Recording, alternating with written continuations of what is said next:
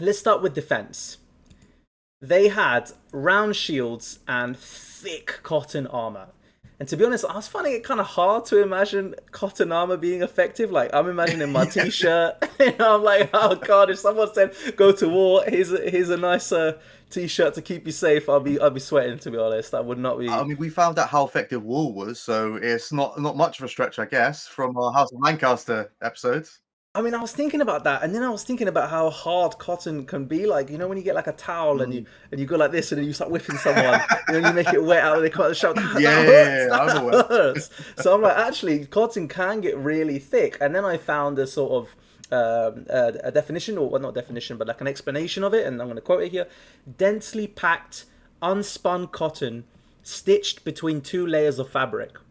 Now, I'm not gonna lie, I don't know what unspun cotton is, but it sounds like that's pretty thick. And what they mean by with the two layers of fabric is that more cotton, but actually woven. Cotton, layers and layers of cotton, I suppose. Right. I said, yeah, something like that. So remember, for listeners who maybe missed previous ones, is that Mesoamerica had not invented steel. So this was really all they had. And again, it might sound ineffective, but I have some examples of why it is very effective. And I discovered that. Do you remember I was saying how the Spanish took control of Tenochtitlan for a bit? Yeah. The capital city of the Aztecs. So apparently they, during this time, actually swapped out their armor for the cotton armor because they decided Wow. it was good enough to stop arrows, and they were too hot in their own armor. So, and I think that actually says a lot And they about their weren't and they weren't going effectiveness. against gunpowder weapons, I guess. So they Exactly, knew that. exactly. It was effective enough against the Mesoamerican Mm. weapons they would be coming up against. Let's talk offense now. The primary melee weapon that we associate with the Aztecs is called the Macuahitl. I don't know if I've said that right, but it's a wooden sword and it's tipped with razor sharp obsidian blades.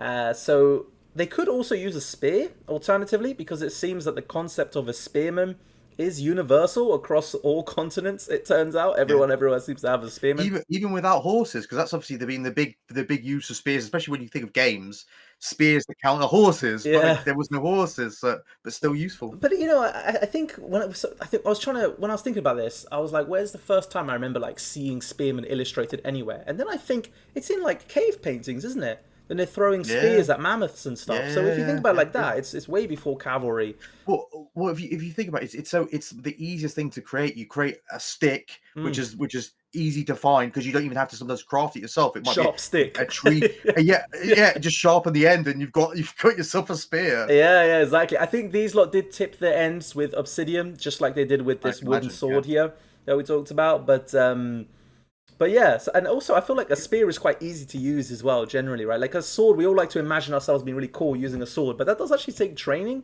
Whereas I think Yeah. spears are relatively easier. I hear, and I'm just quoting this from a TV show. Massive bonus points to you, Rob, if you can guess which one it is, or if you know it. But Okay. I heard that the axe is the easiest weapon to wield for like an untrained person. So if you ever No, find yourself in a I would go to you the TV rather, show. it's actually Last Kingdom. Oh, is it? Yeah, yeah, yeah. There's Hmm. a bit where that guy who's like a priest is always like he's a Osborne. young lad. I think yeah, say Osmond, yeah. He Yeah. wants to fight, and then Uhtred hands him an axe. He's like, take this. It's the easiest one for you to use. Yeah. So I've just learned that. I don't know if that's fact. Don't quote me. Anyway, Can I make a guess? Because I actually didn't look up myself. Is it so wide because it also allows you just to bonk people to knock them out rather than killing them as well? Or did you even look that up yourself? you mean the Because obviously axe? you obviously no their sword, their Oh, sword okay. Mm. equivalent. Because I can imagine it's cutting to kill. It's got the sharp edges, but if they're trying to take captives, it's got like a wide flat edge that you can just smack someone on the top of the head with. I imagine knock them out instead and not kill them. That's a pretty smart take. I don't actually know if that Ah, is a thing, but yeah, I mean the objective in Aztec warfare a lot of the time was to take captives, as we've discussed in previous episodes. Whereas the European, African, and Asian warfare is often to kill, and that's going to come up yeah. in a moment. These guys had like a side quest, where they were they were also trying to capture people, so it makes sense to find ways to not immediately end their life, I suppose. The more people they captured, the more they went up in ranks, and the more they were allowed to wear in battle, as in like literally like the clothes and stuff and trinkets and whatnot they were allowed to bring in with them. So for listeners, I've put up on screen some illustrations, and it shows a basic fighter, and he's got nothing but his cotton armor on, and it does really look like a t-shirt there, doesn't it, Rob? Mm-hmm. I believe, by the way, this will be based on the image and based on my stuff I know. That's a junior fighter who's not got any sacrifices yet.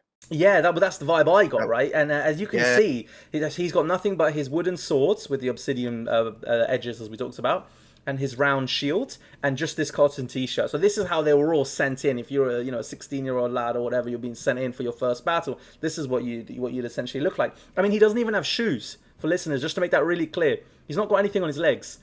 Well, actually, so here's something I learned. I don't know whether you're going to cover this or not. This, which is when you went to military school, they'd send you out like that guy in groups of 6 juniors, and you had, as a group, had to get one captive, and that meant you could be. Otherwise, you were just kicked out of the military school, and you could apply again in a year.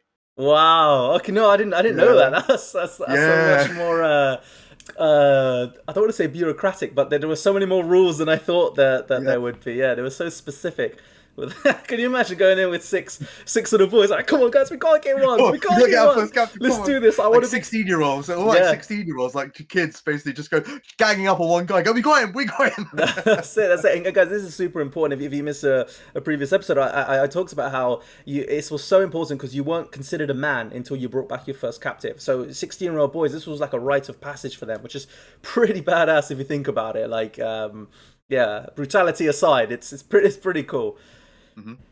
So them not having shoes, as I pointed out, it's not a coincidence, and Rob, you added to that.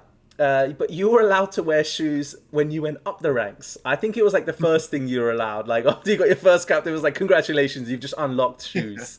And it's like, oh yes, that's so much more useful. But I think I remember seeing like in the research for previous episodes, and I didn't make the cut to make it into the episode, but I think I remember seeing a bit how if you came into contact with an Aztec emperor, like you weren't actually allowed to wear shoes in his presence, like unless you were above like a particular level of importance. So yeah, this shoes thing, it's quite pervasive in their society. Like shoes means quite a lot. And then the only thing I can think of which is similar to this is, like, don't quote me on this, guys, because we haven't looked into this yet. We haven't done any episodes on Japan yet.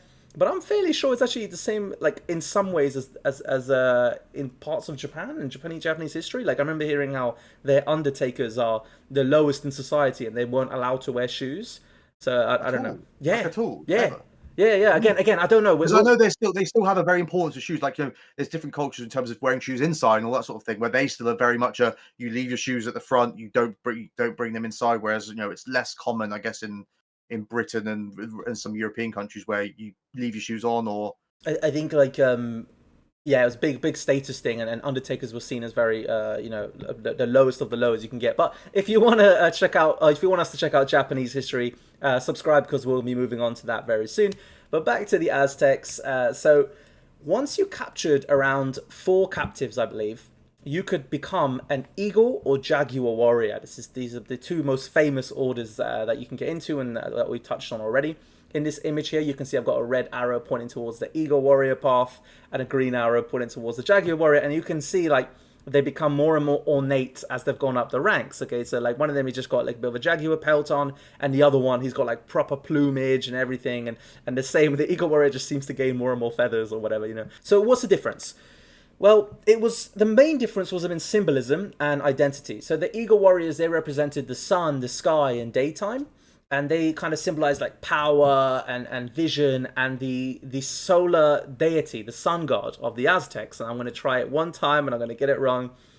Hitzlipchopotli.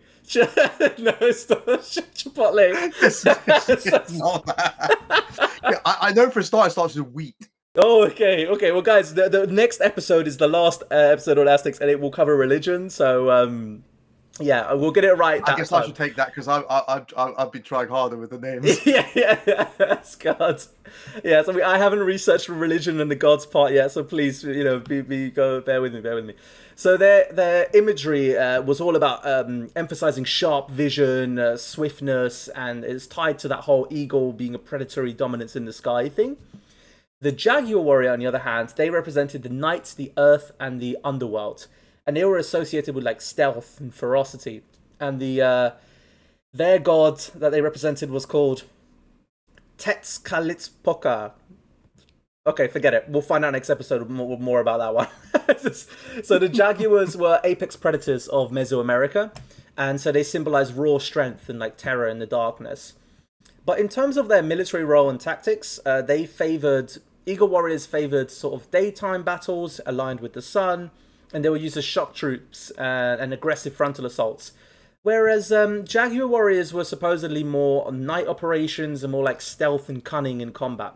I was going to mention here that having access to the Eagle Scout in both Age of Empires 2 and Age of Empires 3 is a nod to this association of the Eagle Warriors linked to mobility and this kind of thing. Because, of course, the game designers weren't going to give them cavalry as scouts, or scouts on horses, because Mesoamerica didn't have horses. So, yeah, the Eagle Scout was a way of sort of nodding to that, which I think was kind of a nice touch. And these orders, they give you elite status, as you touched on, Rob. They're equal, and they give you elite status, wealth, privileges. Like you were allowed to eat at the palace, you were allowed to wear fine clothing, you were allowed to own land. So it was super important. And this is the only way in Aztec society that a commoner could rise up the ranks. Like whatever you were born in, you were in. There was no social mobility, I believe is the phrase they use, to go up and down the classes or whatever. None of that in Aztecs. You were born in it, and that's where you were. Unless you became a warrior and you got brought back captives, and then you could find yourself eating at the palace, wearing fine clothing and owning land. So the more elaborate a warrior was, the more they were recognized as being high status. And I just want to make a quick point here, which was, I kind of touched on it earlier about how the European warfare didn't have these side quests around like having to capture people. So when they got into combat with the Aztecs, they would just see some guy wearing incredibly ornate, fluffy plumage, and and they'd be like, "Well, that guy looks important. Shoot him." and that was a really. And that's quite a useful tactic. They're the ones who you do want to shoot because they're probably the most dangerous. That's right. And these guys actively dressed that way to stand out, because the idea was that their deeds will be recorded in battle. So if they were seen like beating up loads of people and taking loads of captives, someone would recognize that and be like, "Oh, look at his that must be this guy. He's the son of blah blah blah. He's so famous." And then you become even more famous, right? Let's talk range weapons. They didn't have gunpowder, but they did have a bow and arrow, as I alluded to when I was talking about the cotton armor and its effectiveness. I said that it could stop arrows. But actually, a lot of them used something called an atlatl, I believe I'm pronouncing that correctly. And it was a spear throwing device. And I've put something on the screen here, but I'll describe it for listeners, okay? So essentially, these guys are holding what kind of looks like a curved handle. Like for me, it makes me think of like a serving spoon. If you think of like a potato salad or something, they seem to have like be holding something like that. But on the spoon side, there's like it seems to connect somehow, or maybe a shoe horn is a better way of describing that. Like to help you put your shoes on. Yeah. So the hook end, the spear is somehow sort of attached to it. And then they kind of fling it as if you're having a food fight with this spoon, right? They sort of fling it and it kind of somehow dislodges and disconnects and it flies forward. Like, it's weird to imagine, but like it works because it was their primary primary ranged weapon.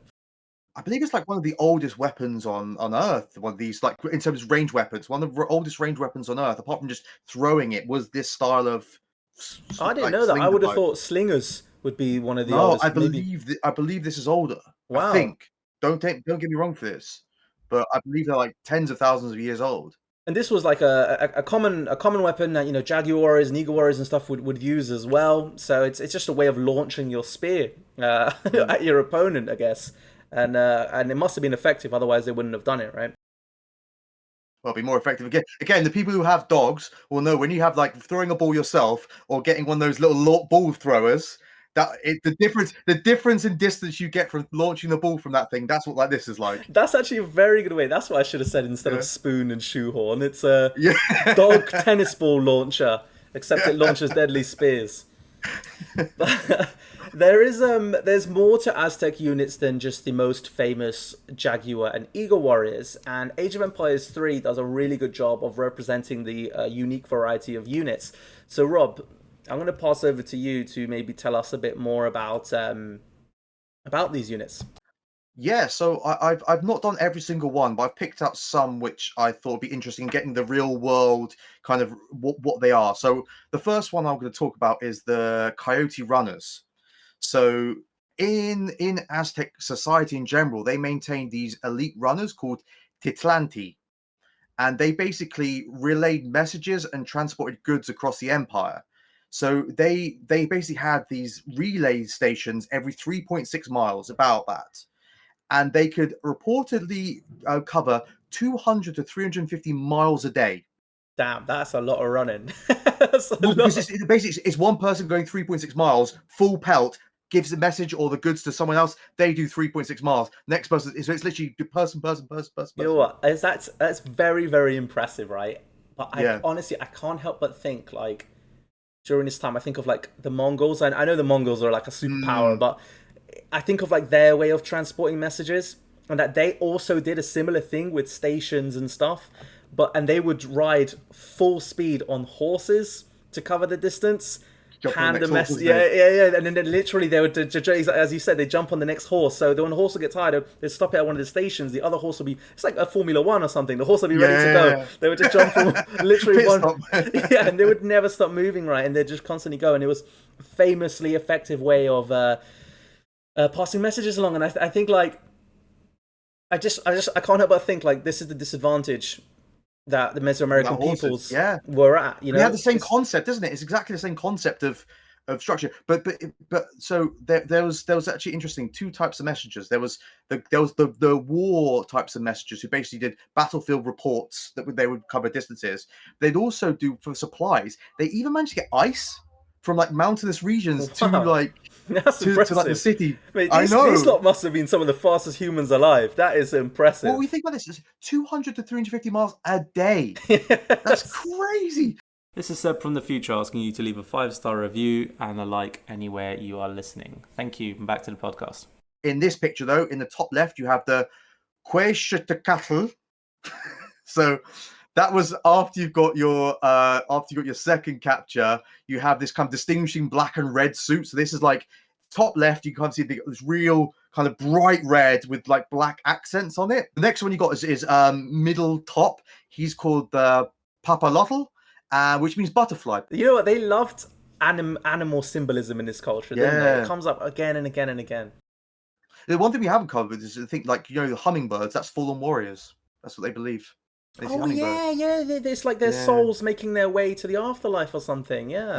That's really cool. Top right is your Jaguar warrior, obviously just another representation. And now, so now we go into the other two. So bottom left, that's the Tontin. So that's after 5 or 6 captures, you could enter that order, and you wear this like this banner to which you can see on the back to show your heroism, and you have this distinctive shield which has 4 crescents on it. Interestingly, though, in game, the Tontin slinger is actually designed after the Papalotl warrior. So the guy top middle, that's the one in game that they called the Tontin slinger, but he actually is the Papalotl. So if you see him, he'll look identical if you go in game to the guy in the top middle. Then we have middle bottom, and this is your most elite warrior. This is the top. So they're called the Quachique or Shorn Ones. So on top of gaining captives for this level, when you talk about heroic deeds, you have to have done 20 heroic deeds to get this rank. Now I wonder why they wanted to stand out so much. Could you imagine doing a heroic deed and nobody saw you do it, and you're like, no, exactly. It was so awesome. So many like of the high-ranking commanders were in this order. So you had to like really kind of prove yourself to. It's like rising up, and you can reach that commander level. You are a Shorn One. So the reason why they're called Shorn Ones is their heads were partially shaven, and then they apparently like leaving like kind of locks of hair on one side, and then they often like dye it yellow alongside their yellow outfits. And then the final person depicted, he is this has got my TLs. Okay, so a Tlacatecatl. So he's a general basically. The Age of Empires 3 players may recognize him more in game for this attire. He's the Skull Knight. I was gonna say he's got the Skull Runner. Said that the Skull Knight is awesome. I've used those in game. I love bringing those lot out. And this guy, so he was kind of second in command to the Emperor, and he would have also had to have been a member of the Shorn Ones first. Another one to cover is the warrior priests. So warrior priests actually, what they did is they led the vanguard when the Aztecs went to war. So their concept is they're kind of bringing the gods with them to the front lines to fight alongside the other warriors. Actually, interestingly, they would be dressed exactly the same as the guys in here. So they go up the ranks in exactly the same way as warriors. So they would start again. They'd be rising through the priesthood as different ranks, but they'd also rise through the kind of the fighting ranks in the exact same way. Wear the same thing. Slight variations in the costume. I couldn't find as clear a depiction as this. But again, they would go through. There'd be a papalotl. And they can get to the level of Sean one, but being still a priest alongside it. That's cool. Yeah, you know what that reminds me of? Warhammer. And Sure. librarians and whatnot, I guess. Or cyclists. You didn't have to go to battle if you're a priest, but most of them did. Most of them still wanted to do that because you still wanted to again prove yourself in battle. It wasn't just you still got that elevated status in society by being a warrior. Awesome. So one last unit I'm going to talk about before I'll hand over to you to talk about the siege. So the Tlaloc Canoe. So in this society, they wouldn't actually be called the Tlaloc Canoe. They'd just be called a canoe. But I think the reason they've done it is because Tlaloc is the god of rain, fertility, and water. So kind of locks it into it, makes it a bit of a cooler thing rather than just calling it canoe. I guess it's more specific to the Aztec. Exactly. You know that this is an Aztec unique unit. Yeah, for sure. And so the Aztecs kind of heavily relied on canoes for transportation, trade, fishing, hunting, and also war, obviously. They were usually carved out of a single tree trunk, so they kind of varied massively in size. So you could have like single person canoes that just for you at your little farming location, or it could be big old canoes with like a dozen guys in to get transport for war. So these things obviously featured heavily in the Siege of Tenochtitlan. So if I want to hand over to you and tell us a little bit more about it. Yeah, sure. They definitely do feature. It's yeah. I don't know tons about canoes, but to be honest, I'd be a bit nervous getting in one of those. That looks like it could tip over. They don't seem stable, but this is I think a recreation of a real one found. Obviously, everything in museums are recreation. Yeah. They don't ever show you the real thing, but this is what the real one they found in a Mexican museum somewhere. That's awesome. Right. Let's continue with our narrative from the previous episode. Quick recap. The Spanish, when reaching the Aztec capital of Tenochtitlan, had some peaceful talks, but eventually things kicked off, and many Aztecs, including most nobles, were killed in the chaos. The Aztec people rebelled, and Cortés, having just returned from a side quest, basically, he was pretty devastated to come back and see the situation. The Spanish and the Tlaxcala allies were made to run for it in the night, and it was pretty much a panic escape where loads of people died on their way out. The night is known as La Noche Triste, so the Night of Sorrows, and 3/4 of Cortés's men were lost here. Native allies lost thousands. So a quick correction though, last episode I said the guy that Cortés left in charge, Alvarado, I said he died here, but that was a mistake. That actually happens many years later to the Mayans. My apologies. So now they retreat back to Tlaxcala territory that's nearby Tenochtitlan. You'd think it's a good time for the Mexica people, given that they just took their city back, but huge amounts of the city was destroyed in fires, and so many of their own people died, including their emperor. The new emperor for a brief time was someone called Tlaloc. He led the resistance after Moctezuma II, and he actually reached out to Tlaxcala. This bit is really cool, right? So he get this. He reached out, and he basically said, remember, Tlaxcala are like their mortal enemies. Like Tlaxcala and Tenochtitlan have been enemies since day, right? He says, come on, like, let's team up, basically. He says, we can beat the Spanish together. He's like, it's the right thing to do. Like, let's form the alliance. We can. This is not good. Just it sounds like maybe a desperate play, and maybe it is. But the Tlaxcala leadership, they actually were really divided on this, and a lot of them actually wanted to do it, which I think says a lot about how they were feeling about the situation and how they felt like, hold on, how much they feared the Spanish as well. Yeah, just a few of these guys can do this much damage. Imagine if more of them arrive. Yeah, exactly. So I think it says a lot about the realization of what working with them might bring, and at what cost, right? At what cost? But ultimately, we'll never see that timeline of history because they didn't decide to team up, and they ultimately more of them voted to just remain in the alliance and with the Spanish. And Tlaloc, I think is his name, the emperor, he died of smallpox after only a few months. You see, someone from the governor's forces that Cortés had picked up on that side quest I mentioned, he was infected. And the native peoples of the Americas had no immunological experience with smallpox, unlike the Europeans, Asians, and Africans who'd been dying of it for thousands of years. Now, epidemiology is a complicated but fascinating subject. I actually did at university, throwback, right? But the simple version is this, right? So Europeans would catch smallpox, and roughly 70% of the time they would survive, meaning that they would get lifelong immunity. So if smallpox ever came back to the community again, it was less likely to spread to as many people because some of the population were already immune from the last time. It would still be devastating, but more likely to be limited in its spread, given everywhere you go, there are communities who have experienced smallpox given it's been around for generations. In fact, I think I remember there's even some evidence of mummified Egyptians from ancient Egypt back in 1500 BC that have evidence of dying of smallpox. So yeah, the old world is very familiar with this, right? Native Americans, though, not the same story. When smallpox reached Tenochtitlan, it killed 40% of all people in a year. Remember that this city was massive for the time period. It had like maybe 300,000 people living here. Estimates do vary, of course, but then that's like a middle-ish estimate. But none of these people had immunity because it was the first contact. So it spread like a fire.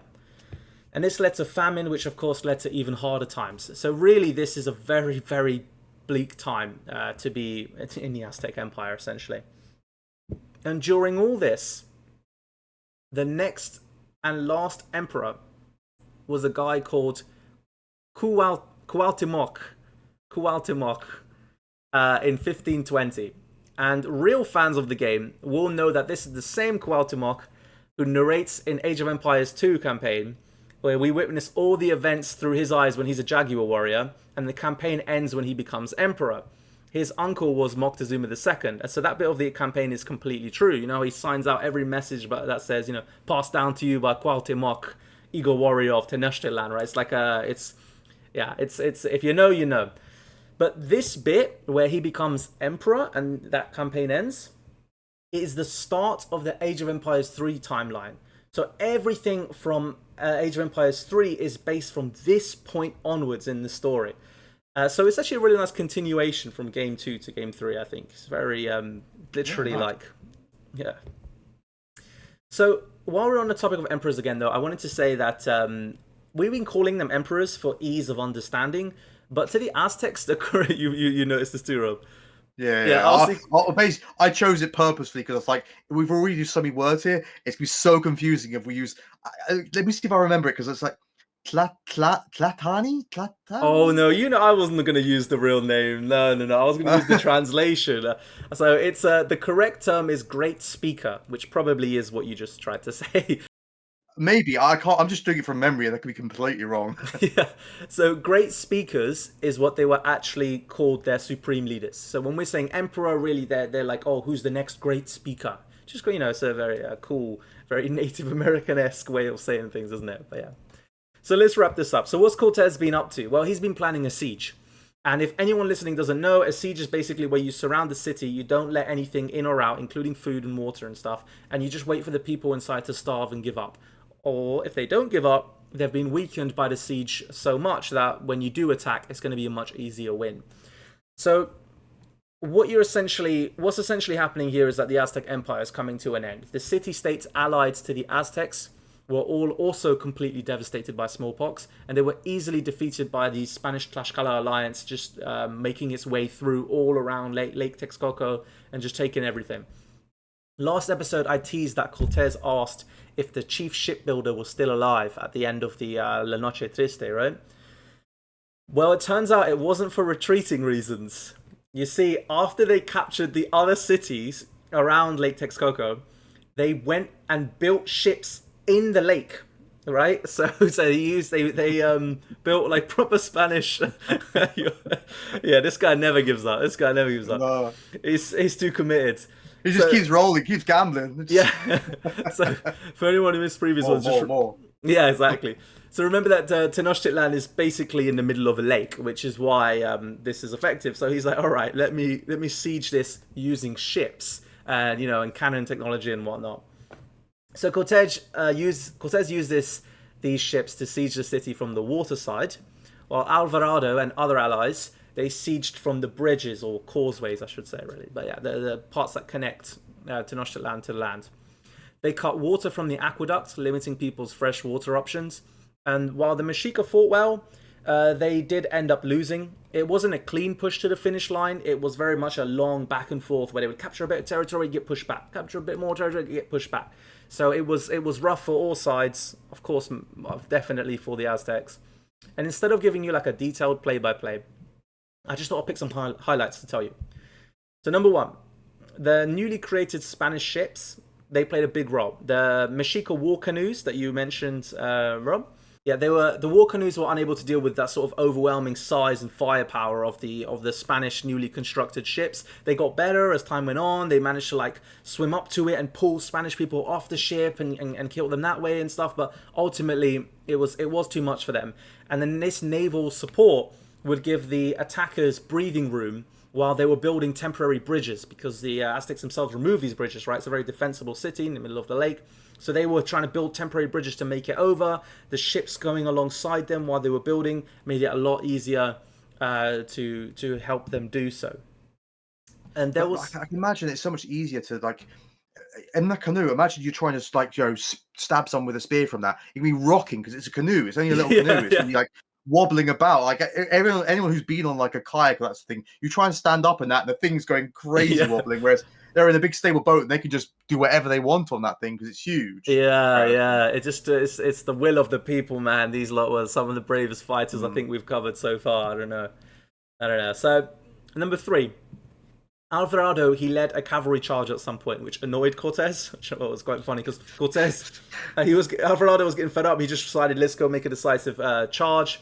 But Cortés wanted to do like a move forward, burn some buildings, move back. Because every time he destroyed a building, there was less cover for the Aztecs to hide behind.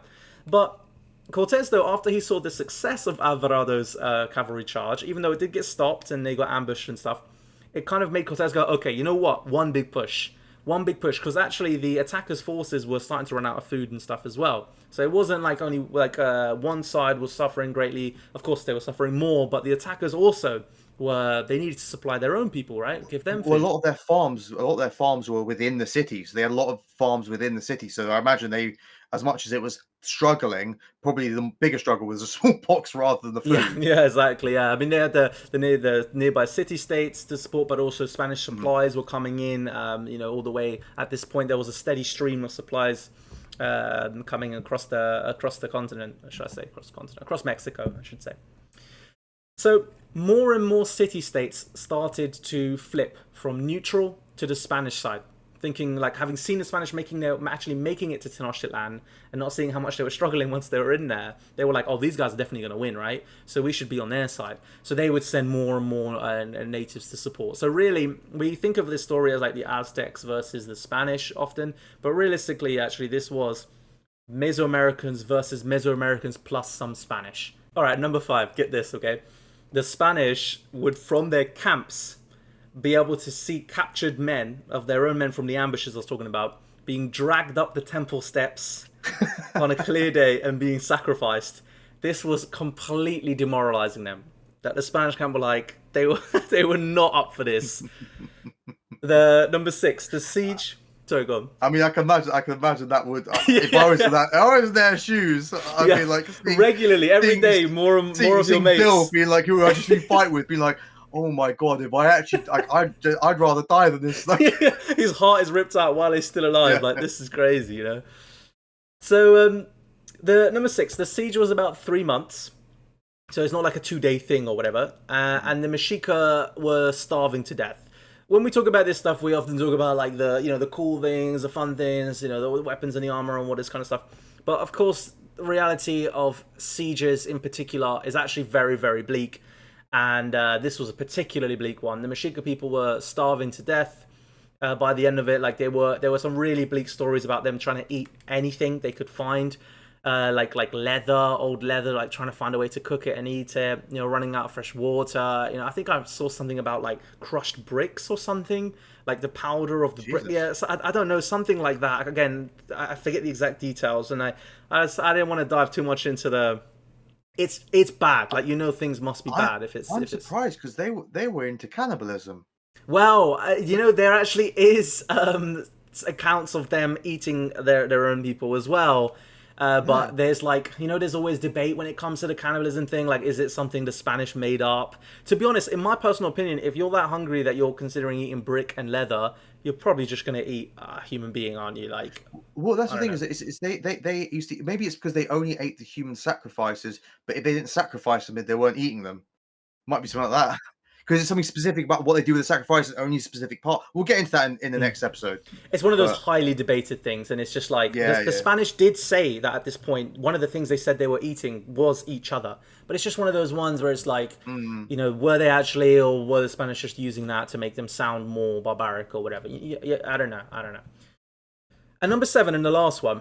At the end, when the Spanish and native allies had pretty much pushed into Tenochtitlan and taken like most of it, and this is, you know, the final days, the Mexica did one last cool thing, a final ritual to summon a warrior that represented the god of the underworld.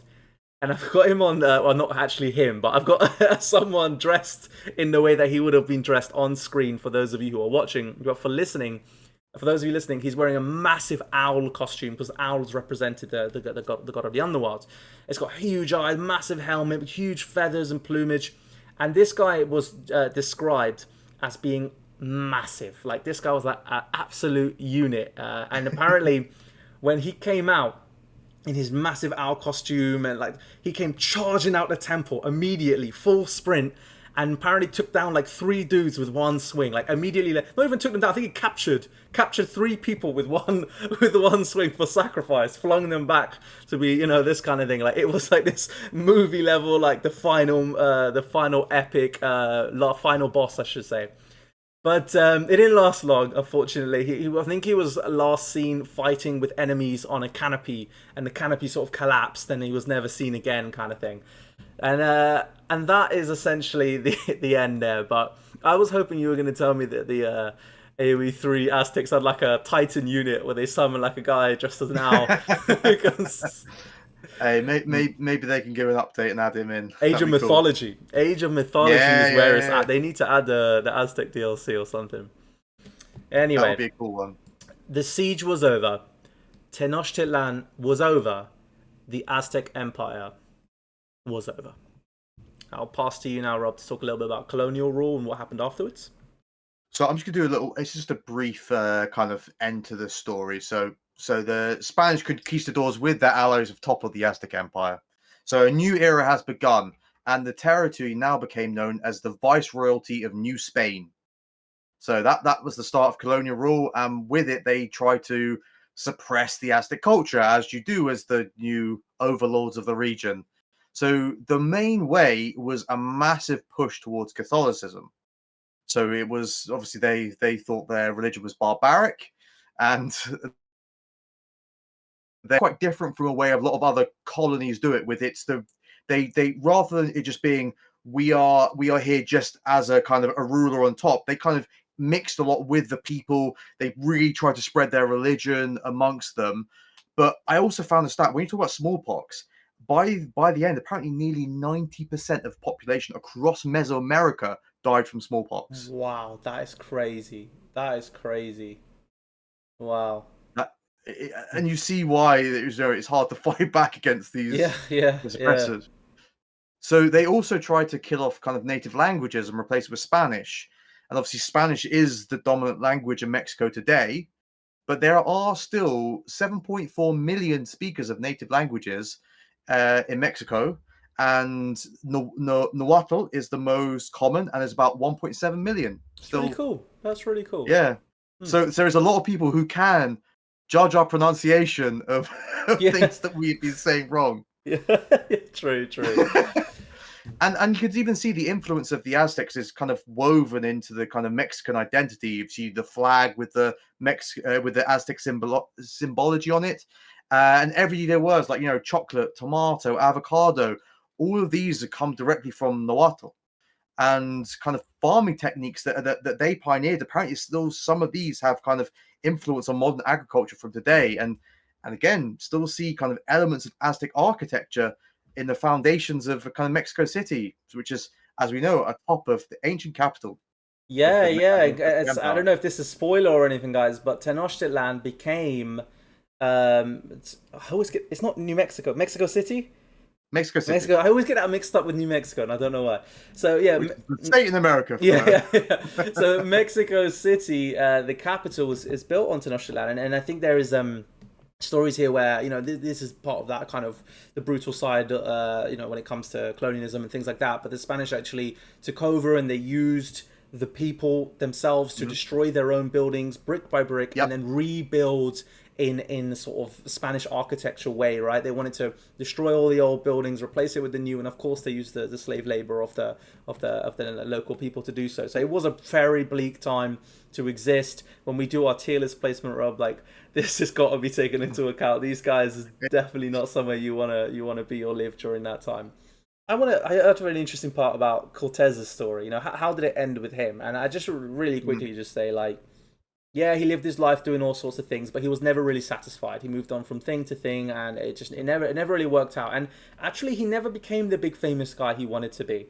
And there's one story that I think really captures it well, which is that at one point when the king was like walking somewhere or something, and he ran out to try and get an audience with the king, like because he'd been ignored and all this stuff all these years, and he runs out in front of him to try and talk to him, and the king he says, who are you? Like, I think he says, like, who do you think you are? Like, who is this? And this absolutely enraged. Like, he didn't even know who he was. Like, he didn't even recognize him. And so Cortés is like, who am I? He goes, and I'm gonna try and get this quote right. But he says, I am the man who have brought you more provinces than your ancestors left you cities. Let me tell you my bonus topic then. Go on then. So, merchants. Okay. In most worlds, this would be quite a boring thing. They just go from town to town. They buy and sell stuff. Buy low, sell high. Buy low, sell high. Buy low, sell maybe high. maybe a few armed guards. This is. Yeah. But in classic Aztec fashion, a trading mission was equipped like a small army. Okay. A very colourful too. Yeah, of course they can be colourful. So Aztec trade is a lose-lose situation if you are on the receiving end of trade. So if a foreign tribe refused trade, this was regarded as an unfriendly act which could lead to war. And history shows, though, that if they did trade with them, it was also a prelude to conquest. So lose-lose. Do not want. Oh no. So the merchants, they acted as spies.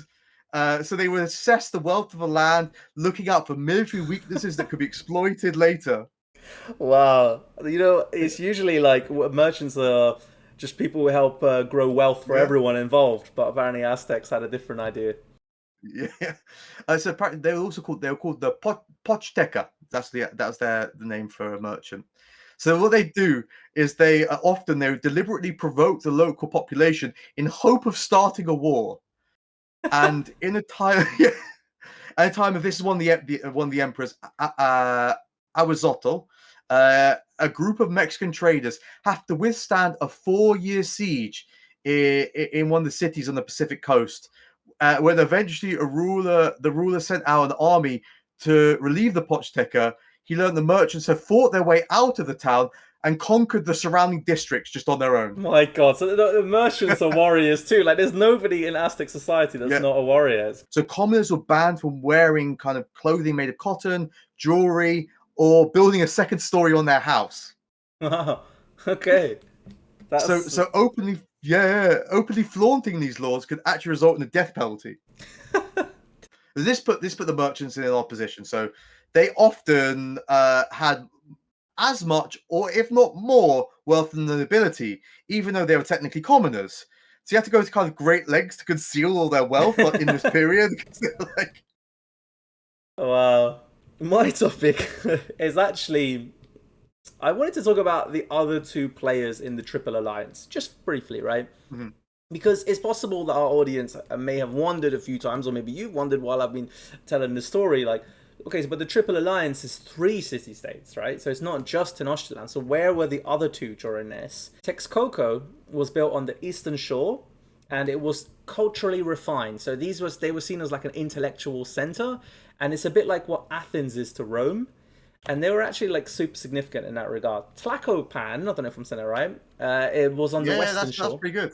And they were generally the junior partner in the arrangement. So it was like the two big ones, and then Tlacopan was just like, there on the side.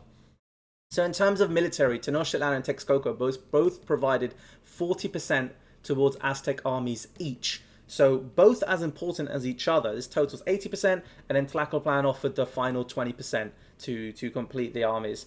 So especially towards the beginning of the empire, Tenochtitlan and Texcoco were very equal. I think you talked about the founding of the Triple Alliance in the episode 6, the first venture into Aztec. So covered that a bit there, but before anyone in Tenochtitlan could become emperor, they needed Texcoco approval. So they were very influential.